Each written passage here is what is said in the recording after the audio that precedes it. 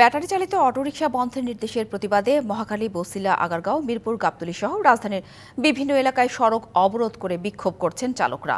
তীব্র যানজটে নাকাল হয়ে পড়েছেন নগরবাসী। মহাখালী মোড়ে সকাল 9:30টার পর ব্যাটারি চালিত রিকশা চালকরা অবরোধ করেন সড়ক।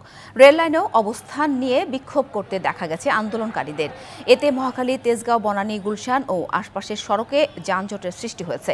মোহাম্মদপুরের 3 রাস্তা মোড়, গাবতলী সহ রাজধানীর অন্যান্য এলাকায়ও সকাল 9:30 থেকে 10টার মধ্যে রিকশা চালকরা জড়ো হয়ে বিক্ষোভ শুরু করেন।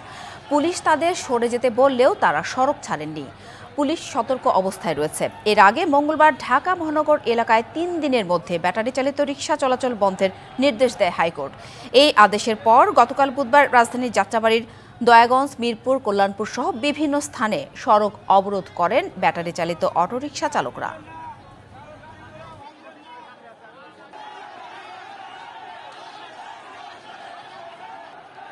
নগদের সর্বোচ্চ বার 167 টাকা রিচার্জে পাবেন 1 লাখ টাকা পুরস্কার। আরও আছে প্রতি সপ্তাহে পুরস্কার ও ক্যাশব্যাক।